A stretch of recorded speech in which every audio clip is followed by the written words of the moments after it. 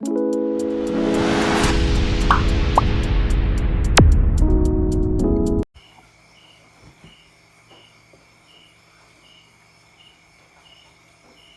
semua, welcome back to my kitchen.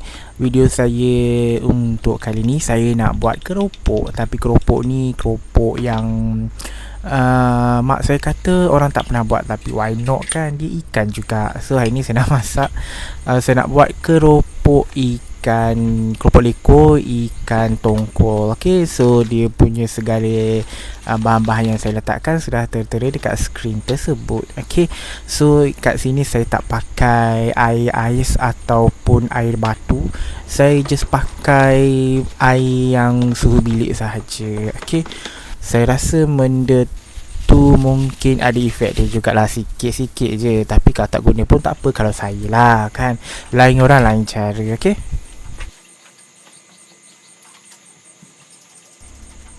untuk tepung dia pula saya pakai tepung sagu yang khas untuk buat keropok, which is tepung sagu yang asli lah, yang orang cakap yang bukan ditapis, yang bukan dijernihkan, yang bukan dinyah bau.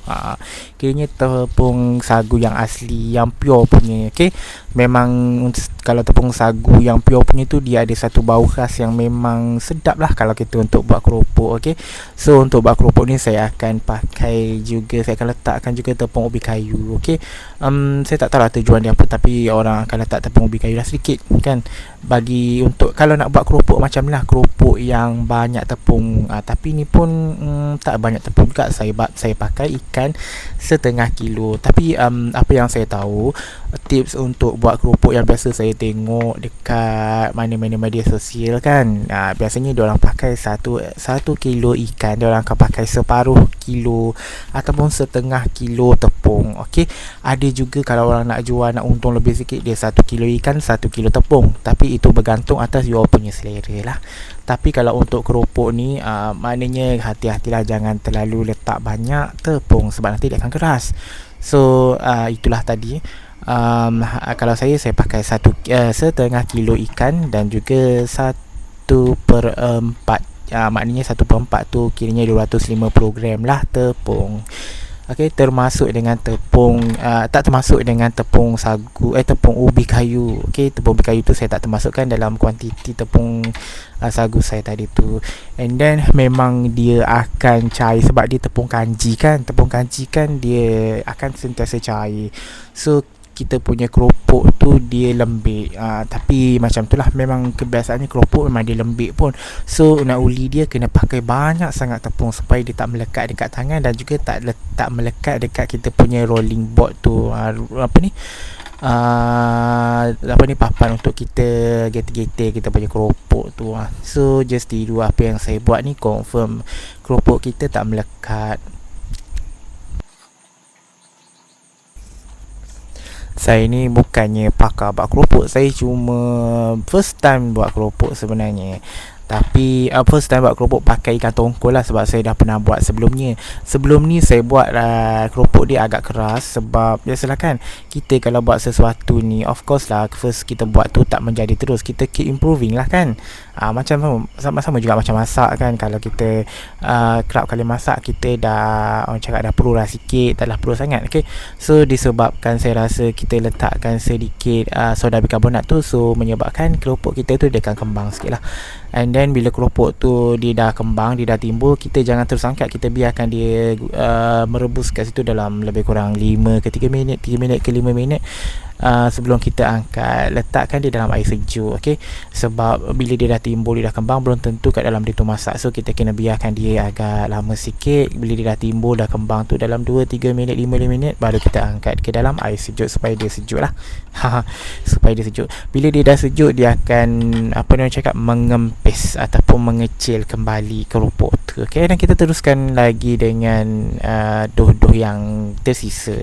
Okay, doh keropok ni memang dia sangat lembik. Dia memang sangat-sangat lembik. So memang tangan tu kena celup tepung dulu, kena ambil tu terus letak dalam tepung, gaul-gaul dengan tepung sikit, and then roll-rollkan dia dengan tepung. Semua benda kena bertepung sebab dia sangat lembik. Okay, so sudahlah saya punya keropok, dan saya terus akan goreng keropok saya untuk saya testing dan makan. Okay, so saya akan goreng lah. Inilah hasilnya. Okay, keropok ikan tongkol ni memang bau dia tu tak kalah dengan keropok yang biasa. Keropok yang biasa biasanya orang buat pakai ikan tamban, orang buat pakai ikan parang pun ada, orang buat pakai ikan selayang.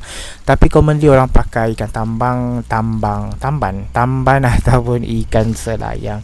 Okey, tadi saya ada beli ikan tongkol sebab ikan tongkol ni dia ada offer 1 kilo hanya RM5 saja. Jadi saya beli 2 ekor.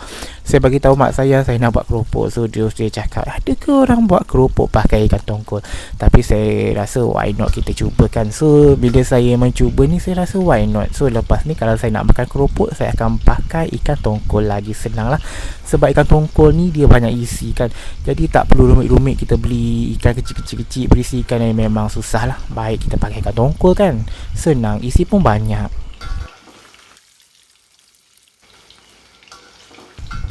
Keropok ni memang dia akan kembang. Itu adalah tipikal keropok yang banyak tepung. So kalau korang tengok dia banyak tepung pun dia still lagi melekit ataupun dia tu lembik sebab kita pakai tepung kanji. Tepung kanji ni bila kita letak banyak mana pun dia tetap akan cair. Melainkan bila dia dah tak boleh nak cair, dia akan jadi keras. Maknanya dia tak jadi like macam mana, macam kalau korang cuba larutkan tepung ubi kayu ke tepung sagu ataupun tepung kanji ke dalam air, of course lah dia larut tapi dia ada macam like tak lah saya nak beritahu, dia agak cair lah, dia tak akan keras macam kalau kita pakai dough. Kita jadikan dia dough macam tepung gandum. Macam tu lah, banyak pula saya cakap. Okay, so keropok ni dia akan kembang lah macam biasalah. Macam saya bagi tahu tadi lah, bila dia panas of course lah dia kembang. Kita rebus ke kita goreng ke dia akan kembang, dia akan nampak besar lah kan. Kuali tu pun nampak macam dah nak penuh sebab minyak pun sikit. Tapi once kita dah angkat dia kempis balik, dia akan jadi kecil lah. So jangan tertipu dengan kekembangan dia tu. Okay, so goreng lah sampai dia masak. So masak tu taklah memang dia dah masak kan, kita gorengkan dia sampailah dia ada crispy layer dekat luar dia tu. Jangan lupa pakai minyak banyak. Saya ni pakai minyak sikit sebab saya biasalah kan, benda ni kita tak expect sebenarnya. Bila dah terjadi baru kita fikir kalau aku letak minyak banyak kan tak adalah melekat-lekat, taklah penuh kuali macam ni kan. So begitulah kalau kita nak goreng kepok yang kembang macam ni, yang saya buat ni, pakailah minyak banyak. Okay,